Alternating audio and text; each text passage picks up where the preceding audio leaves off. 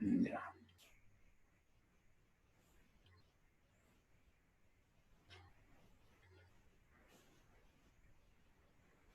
El día de hoy vamos a ver el tema de lo que es el HMI.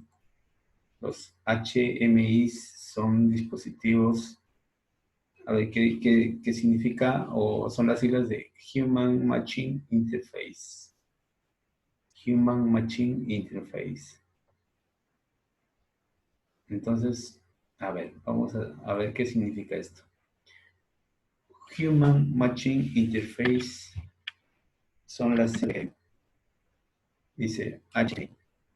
Entonces, estos dice, ¿sí? Máquina humana, interfase de máquina u hombre. O en términos corrientes sería la interfase de la máquina con el operador, ¿no? Entonces, HMI es una interfase, ya es una interfase gráfica. Entonces, estos dispositivos son, como ustedes ven acá, unas pantallitas, ¿no? Son pantallitas, muchas veces son touch, o sea, son pantallitas que se pueden activar o desactivar en algunas etapas, algunas zonas, presionando la pantallita, ¿no? Es como un celular, ¿no? O la pantalla de un celular. Y adicionalmente a veces tienen botones físicos, ¿no? Botones físicos. Entonces, aquí está un poquito más grande, ¿ve? Entonces, son pantallas que son en realidad interfaces gráficas, ¿no? Entonces, estas interfaces gráficas se han desarrollado para que el operador de una máquina fácilmente visualice un proceso o realice las operaciones de manera sencilla. Por ejemplo, miren, para encender, por ejemplo, toda una planta no es necesario tener 50 botones o 60. Simplemente teniendo a la mano una pantalla y que ha sido configurada adecuadamente, puedo tener a la mano los 20, 30 botones de control, ¿no? Y aparte de eso, se pueden colocar en señales analógicas, ¿no? Por voltaje o referencias de determinados valores, se pueden cargar una serie de datos, ¿no? Al PLC por intermedio de esta interfaz. Entonces, Human Machine Interface es el famoso HMI. ¿Ya? HMI. Interfase hombre-máquina. Ahora, ¿cómo se conecta? Miren, hoy en día está siendo ya, digamos, muy utilizado las redes Ethernet o las redes que utilizan eh, cables Ethernet como si fuera Internet, ¿no? Como si fuera Internet, pero aplicado a la industria. El cable Ethernet se llama Industrial Ethernet, ¿no? O sea, Ethernet industrial, especialmente hecho para la industria. La diferencia está en que utiliza cables apantallados. Ya en este caso usa cables apantallados. Recuerden que las pantallas son protecciones eléctricas, ¿no? Para los ruidos. Entonces, miren, acá tenemos, por ejemplo, un HMI, acá tenemos un PLC, en este caso es un logo 8, ¿no? Ahora, todos en el gráfico, por ejemplo, están utilizando cable Ethernet y se conectan todos ellos por intermedio de un dispositivo que se llama switch. Un switch, ¿no? Un switch industrial también. Si nosotros, el switch industrial trabaja tal como trabajara un switch doméstico, de todas maneras está protegido contra los ruidos, ¿no? De un ambiente hostil, donde no hay mucho ruido. Y para la programación también es posible conectar por intermedio de ese switch al entorno de programación que está aquí en esta PC, ¿no? Miren, si ustedes observan aquí, para poder trabajar en red es necesario saber los números, famosos números IP, ya los famosos números IP.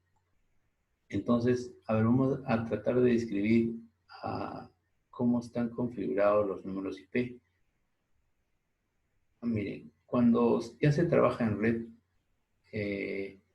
las computadoras se reconocen unas a otras si es que están configuradas de esa forma, se reconocen unas a otras por su dirección IP.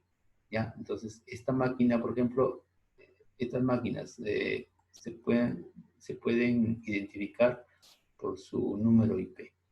¿ya? Entonces, es como si, es como el DNI de cada persona, ¿no? Cada persona tiene un DNI igualito, ¿no? Entonces, cada máquina tiene su número IP. Entonces, por intermedio de esos números, se reconocen unos a otros y se van enviando información, etcétera, de manera ordenada, ¿no? Porque si no, si dos máquinas tuvieran el mismo número IP, o sea, como si dos personas tuvieran el mismo DNI, no se sabría a quién están enviando. Entonces, cada persona tiene un número, un DNI diferente, igualito, ¿no? En este caso, los IPs tienen que ser diferentes. El número IP tiene dos partes. Una parte que se llama la que corresponde a la red y la otra parte a la que corresponde a la de host. Acá tenemos, miren, cuatro grupos, cuatro números. Acá tenemos un número en binario, está, ¿no? En hexadecimal en realidad. Acá tenemos otro número y aquí otro número. Ustedes vean como cuatro números nada más. Tenemos cuatro números. Entonces, miren, las combinaciones pueden ser. Este primer número representa a la red. Los otros cuatro representan al host. Si nosotros habláramos en términos de países, por ejemplo, como personas, la red podría ser la nacionalidad. Por ejemplo, aquí está, una nacionalidad puede ser peruano, ¿no? Una nacionalidad ser peruano. El hecho de que sea peruano y ahora el host indica qué persona es. O sea, por ejemplo, pues una persona, por ejemplo, acá profesor, el profesor Estrella, por ejemplo, ¿no? Profesor Estrella, él tiene su, digamos, tiene su nacionalidad y tiene digamos, su nombre, digamos, ¿no? Su nombre específico, ¿no? Algo así. ¿Ya? Ahí está. Entonces, nosotros como tal, también somos peruanos, ¿no es cierto? Entonces, en nuestro caso sería igual, ¿no? Este número sería similar, lo que estaría cambiando sería ya no sería Estrella, sería de repente en mi caso, ¿no? O profesor Quiñones, ¿no? Quiñones. Entonces, ¿ven? O sea, es decir, la nacionalidad corresponde a lo que es el número de red y lo demás corresponde a la computadora en específico. Entonces, en un ejemplo en particular aquí puede ser así. Si acá, por ejemplo, fuera así, ¿no? Si este grupo fuera, por ejemplo, correspondería a lo que yo les dije, ¿no? Son peruanos, ya, son peruanos, ya. Perú, ya. Ellos corresponden a la red Perú. Y cada uno va a tener un número, digamos, el 1, el será el 2, será el 3, una cosa así, ¿no? Él será el 4. Entonces, esta primera computadora será Perú 1, esta segunda será Perú 2, esta será Perú 3 y Perú 4. Este grupo puede ser de repente Bolivia, ¿no? Bolivia, listo. Él también es 1, él es 2, él es 3, él es 4. Si yo me quiero referir a esta primera computadora, sería Boliviano 1 o Bolivia 1, Bolivia 2, Bolivia 3, Bolivia 4, y así. Entonces, la idea es que las computadoras que corresponden o pertenecen a una misma red, es decir, a una misma nacionalidad, pueden conversar entre ellas. Y si corresponde a otra red, no. O sea, es decir, este Perú 1 no puede conversar con Bolivia 1, porque no pertenecen a la misma red, o sea, no son de la misma nacionalidad. Esa es la idea, ¿ya? Esa es la idea de lo que corresponde, lo que es el número de red y el número de host. Hay otras combinaciones que son así, miren. Vamos a ver aquí. Bueno, lo más importante son los clase A, B, C. ¿A qué se refiere? Mire, se refiere a lo siguiente. Para este segundo caso, por ejemplo, con estos dos números, yo voy a denominar la red. O sea, ya no solamente con un solo número, sino con dos números. Y con estos números voy a denominar el host, o sea, el número de PC. Hay otro caso, el clase C, con estos tres números determinan el número de host y con este último el número de red. Entonces, es decir, yo voy a denominar a la nacionalidad con estos tres números y con este último número voy a indicar a la computadora específicamente, no en específico. Entonces, nosotros, por ejemplo, cuando hacemos el estudio y la instalación de nuestras redes, normalmente trabajamos con este modelo, ¿ya? O sea, los tres primeros números indican la red a la que corresponde y, y el último número corresponde a la computadora en específico. Entonces, ustedes van a ver, para que una red, para que todas las computadoras correspondan o los equipos correspondan a una red o pertenezcan a una red, eh, es como todos deben tener el mismo número, o sea, deben ser peruanos, digamos, ¿no? Todos ellos, como ejemplo, ¿no? Entonces, miren, aquí tenemos un ejemplo. Aquí, por ejemplo, miren,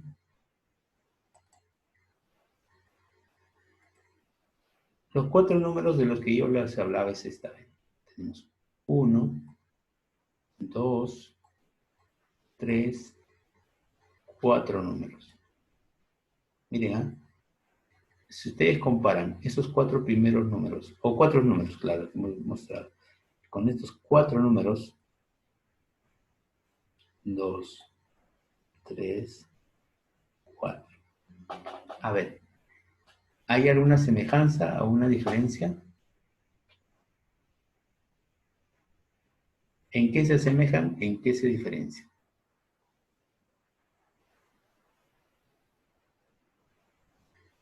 En los últimos dígitos se diferencia, profe.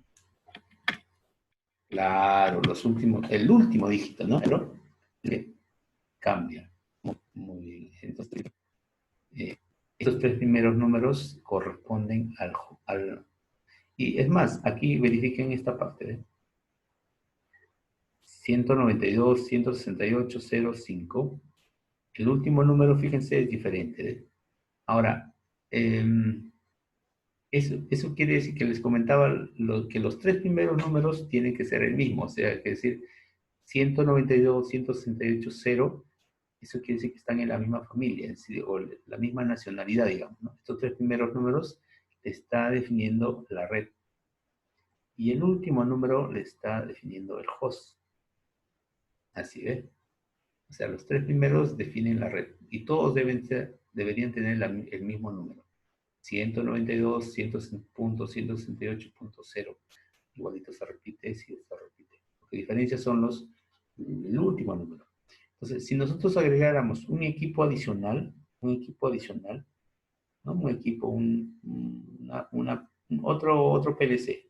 Este PLC también debería tener, para que estén, si quiero que se conecten entre todos, se comuniquen, tiene que ser 192, 168, 0 y podría ser quizá 8, 10, un número diferente a los de los demás, porque si no, ¿cómo los diferencian?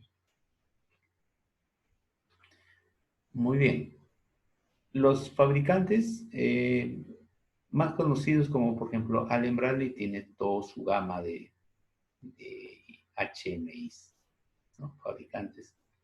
Ni qué decir, National Instruments también tiene su gama de HMIs. A propósito, hay HMIs que vienen con un PLC incluido, o al revés, vienen parte de PLC, o sea, pueden ser un PLC con su pantalla incluida, o sea, con su HMI, ¿no? HMI con su pantallita. Perdón, PLC con su pantallita.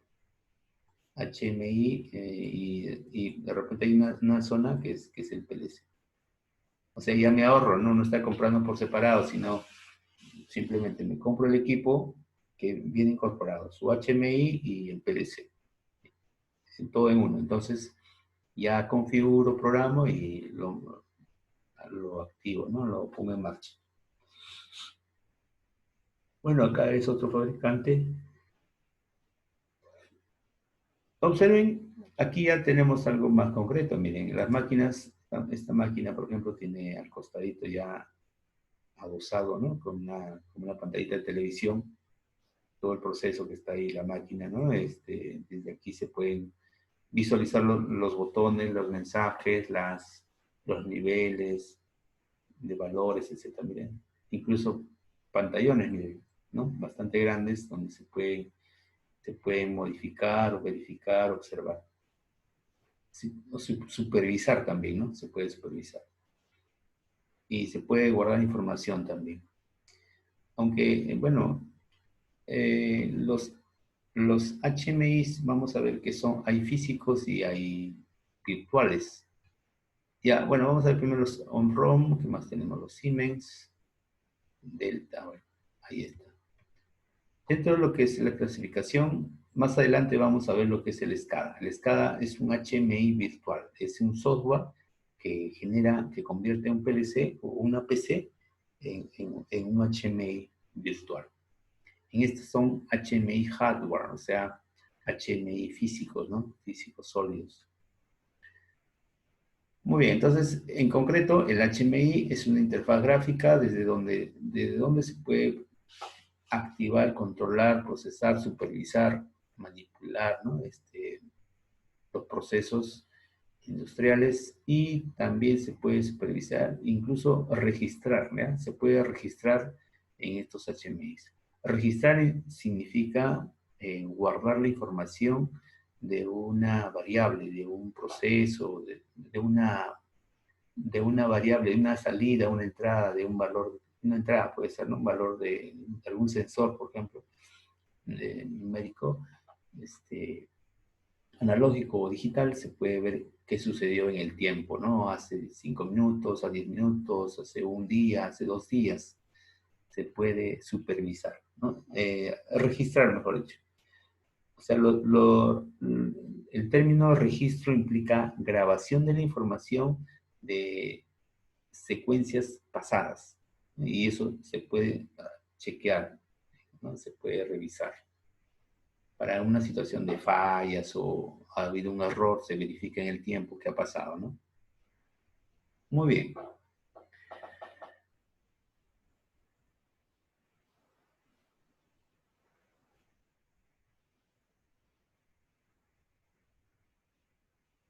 Um,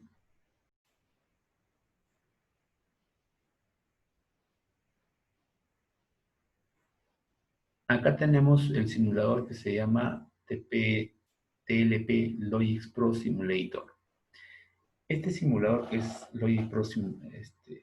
TLP Logix Pro Simulator es un simulador de Allen Bradley, o sea, es decir, de Rockwell. Rockwell es la empresa que desarrolla los PLCs Allen Bradley. Entonces, sí,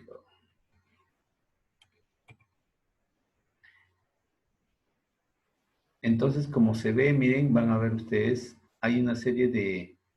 ¿Qué es lo bueno que tiene este Allen Bradley? Mira, cuando ustedes toman el programador Allen Bradley, les sale así.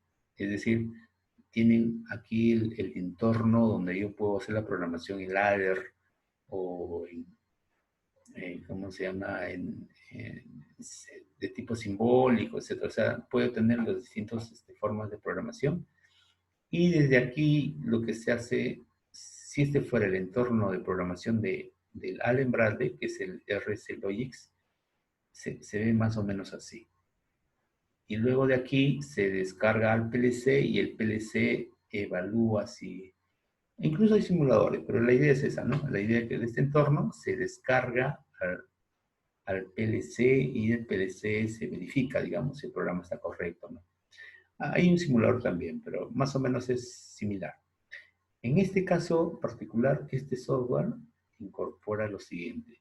Miren, aquí incorpora un HMI, es decir, lo que se hace en la vida real es, este HMI se configura, es decir, se va creando los botones, los motores, las fajas, se va colocando en lugar que corresponda y luego se va ejecutando, es decir, los botoncitos se relacionan con las instrucciones con las entradas y salidas del programa.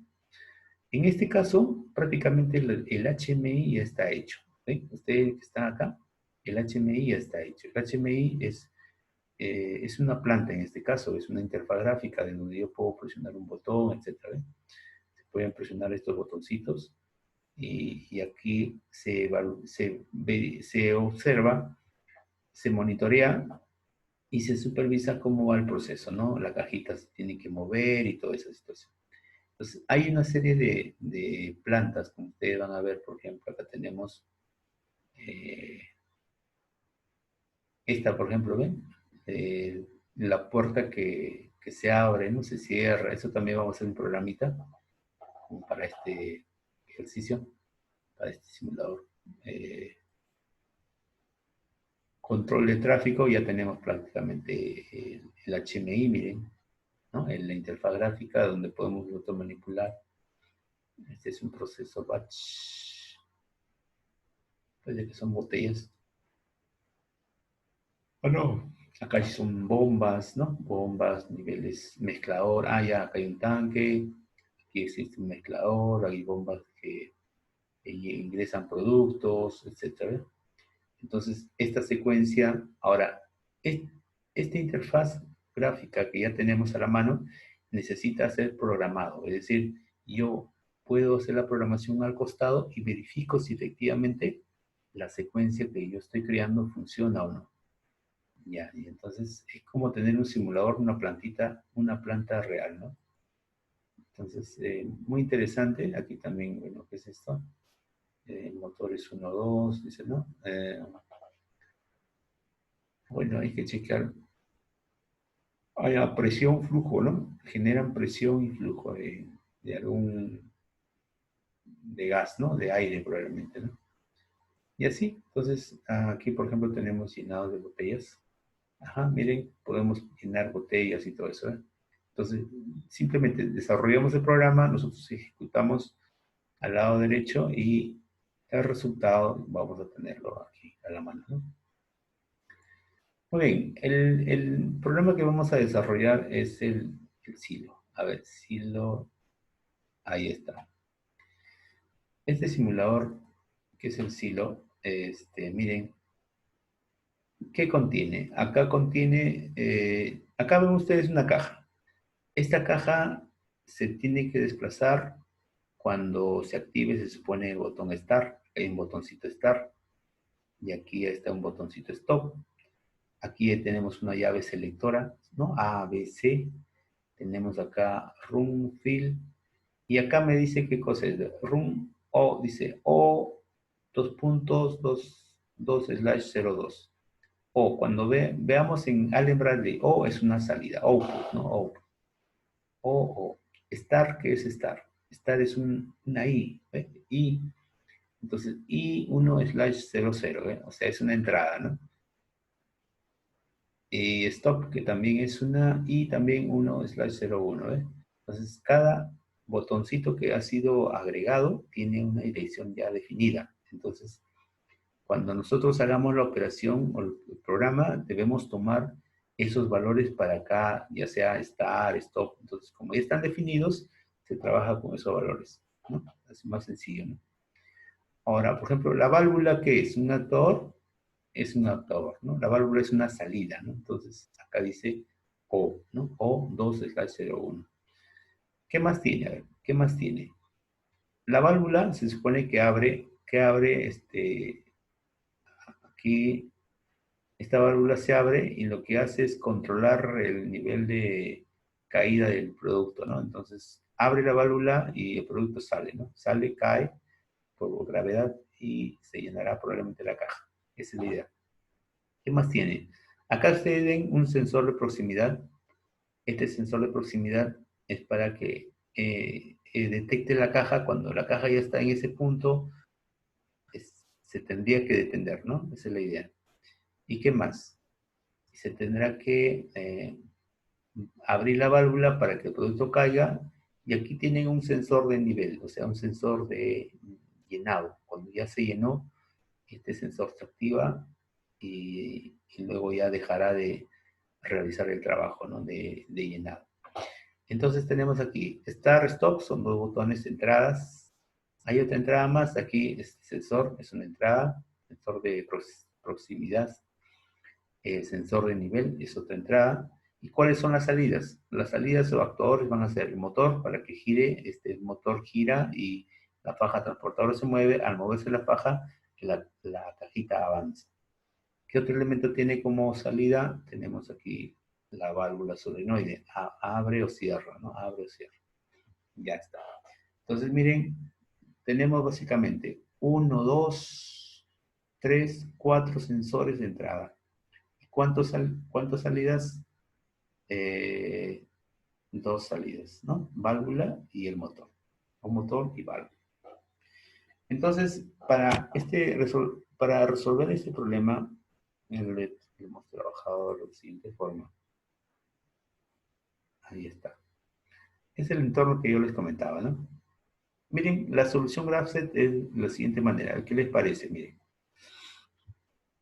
La más sencilla que he estado viendo y con fines didácticos lo he expresado de la siguiente forma. ¿Ustedes qué opinan? No sé. Miren, dice así. Inicialmente, cuando se enciende el PLC, me ubicaré en el estado cero. Ya está. En el estado cero no hay tareas, es decir, los actuadores, ¿quiénes son los actuadores? Que vendría a ser el motor, ¿no? El motor y la válvula, la válvula están desactivadas, o sea, no gira el motor y tampoco la válvula está abierta, está cerrada, ¿no? Digamos, está cerrada, no está abierta, está cerrada.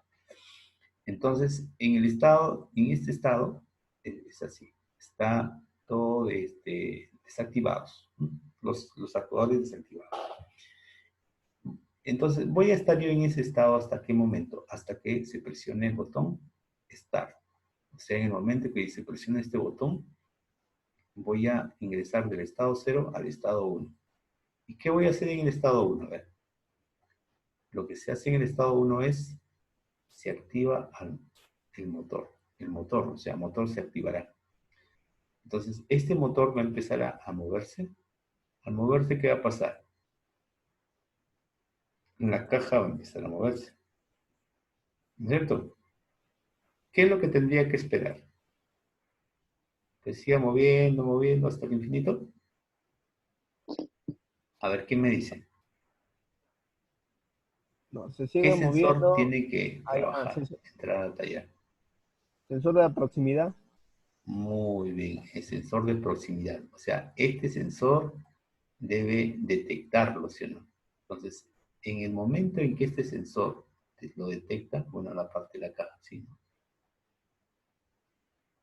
Lo detecta y es lo que se hace, mire, por ejemplo, acá, o sea, dice, en el estado 1 voy a encender el motor y voy a estar en ese estado hasta que este sensor de proximidad se active, o sea, lo detecte a la caja, y en ese momento pasaré al siguiente nivel. El siguiente nivel, ¿qué le dice? El siguiente nivel dice, paso a este estado y ¿qué cosa hago ahí? En este estado, miren, activo la válvula. Pero aquí como ya no está el motor, o sea, como aquí en este segundo estado no aparece la variable motor, eso significa que el motor se detiene. Solo van a aparecer los actuadores que se activan. Los que se desactivan ya no aparecen. ¿Ya? Así lo vamos a entender, este gráfico. ¿Ya? Entonces, aquí el elemento que se va a activar en ese momento es válvula, es decir, la válvula se abrirá y el motor, como ya no existe, se desactiva, o sea, la caja se detiene. En otras palabras, la caja se detiene. Se detiene y empieza a producir la descarga. Entonces, yo voy a encontrarme en ese estado, es decir, la válvula activa, y la carga va a empezar a caer. Va a empezar a caer, va a empezar a caer. Y acá ustedes ven hasta qué momento va a suceder eso. El producto se empezará a llenar, llenar, llenar, llenar, llenar. ¿Hasta qué? A ver, ¿qué tiene que pasar? Se activa el ¿Qué sensor dicen? del... ¿Quién tiene que detectar? El sensor de level. Claro, nivel, ¿sí o no? Level es nivel. Entonces, level sensor tiene que detectar que ya está lleno. En ese momento, ya detecta acá, se activa, y en ese momento paso hacia el estado 1 nuevamente. O sea, el estado 1, ¿qué dice? El estado 1 dice que el motor siga moviéndose. O sea, el motor siga moviéndose hasta que se supone que aquí aparece otra cajita nueva y esta cajita llega y se detiene. O sea, sigo la secuencia anterior, ¿no? Bien, todo iba bien, al menos la parte inicial, que ese es un borrador previo. Lo que no consideramos es lo siguiente, que miren, cuando la caja se encuentra en esta ubicación, y estoy aquí, estoy en este paso, y ya pasó el level, resulta que este sensor sigue activo. O sea, de aquí paso por acá, llego acá, activo el motor, y me doy cuenta que Prox está activo, porque la caja todavía no ha pasado. Y de aquí paso inmediatamente acá. Y de acá veo la válvula, sigue activa. Entonces, aquí entro a un ciclo repetitivo donde me congelo. Entonces, haciendo la prueba, este programita que estoy mostrando está incompleto, porque hay un momento donde la caja, el sensor está detectando y se queda como un bucle, se queda ahí dando vueltas y vueltas. Entonces, ¿qué es lo que se hace en realidad? Lo que se hace es lo siguiente, miren, esto es lo que se tiene que hacer. Ahí les explico algo parecido al caso anterior. Estamos en el estado cero, ningún actuador está funcionando. Estamos aquí, presionamos Start, pasamos al estado 1. El estado 1 lo que dice es que el motor se gire, el motor empieza a girar y la caja empieza a moverse. Entonces, hay un momento en que la caja llega al sensor, este sensor de proximidad se activa y la caja ¡pac!, se detiene ahí. Recuerden que la caja tiene digamos, una cierta longitud, ¿eh? O sea, empieza aquí y termina por acá. No es que sea solamente un puntito, sino empieza por aquí y termina por acá. Entonces, cuando la caja se detiene, en ese momento, el sensor de proximidad sigue activo, o sea, sigue encendido, sigue activado.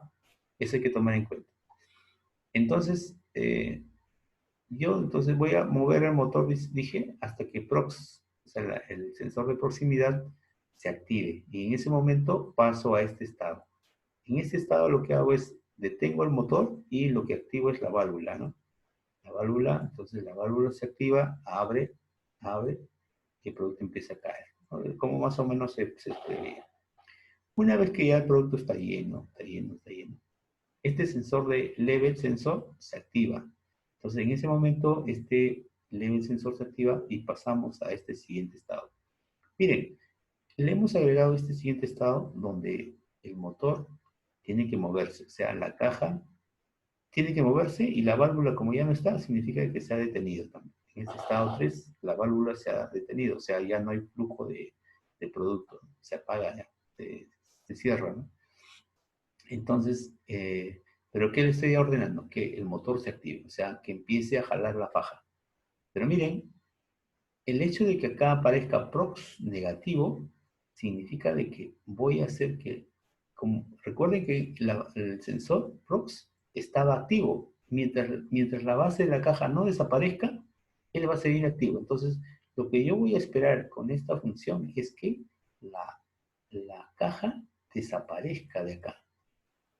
En el momento en que la caja ya está por aquí, está fuera, en ese momento este sensor o sea, primero he esperado que se haga 1, ahora estoy esperando que se haga 0, ¿no? O sea, se va a desactivar. Cuando la caja está fuera del área de alcance, se va a desactivar.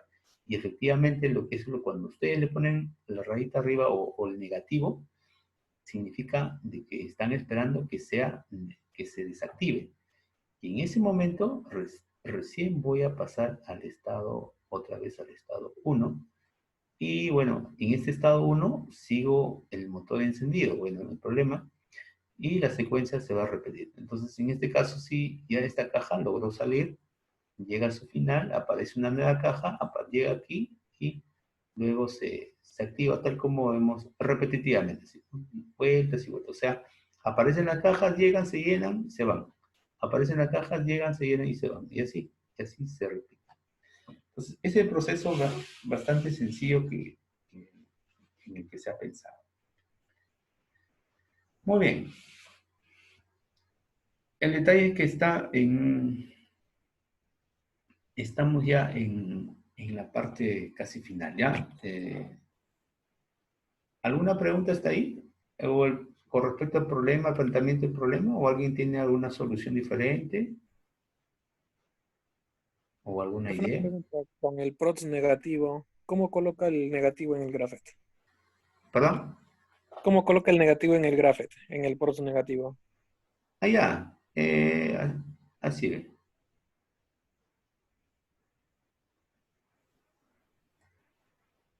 Vamos a compartir.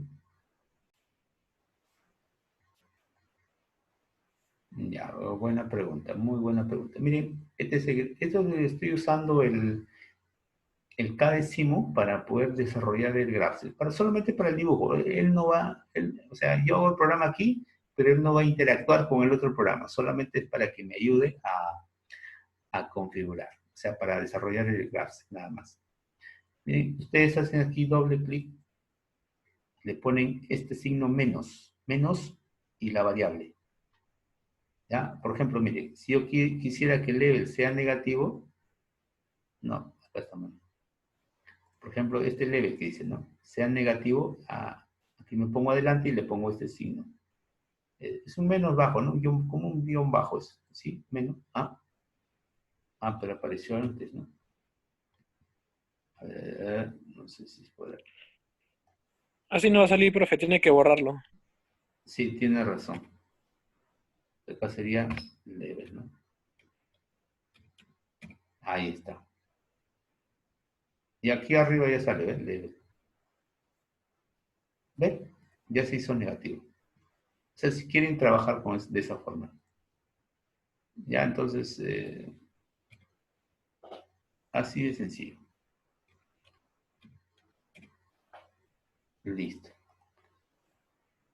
Ya, falta un minuto. En la siguiente parte, les voy a explicar cómo se desarrolla el lenguaje. O sea, lo que falta es explicar cómo es que en nuestro lenguaje Grasset, cómo lo llevo o sea, esta solución que está en Grasset, cómo lo llevo a Ladder, porque es en Ladder que se trabaja aquí. O sea, aquí se trabaja en Ladder, ¿ven? No se trabaja con Grasset, se trabaja en Ladder. Entonces, la chamba, la explicación va a tratar de cómo es que construyo un Grasset en términos Ladder. ¿Ya? Ya se está acabando el tiempo. Tomen su desayuno un rato y ahí regresamos, ¿ya?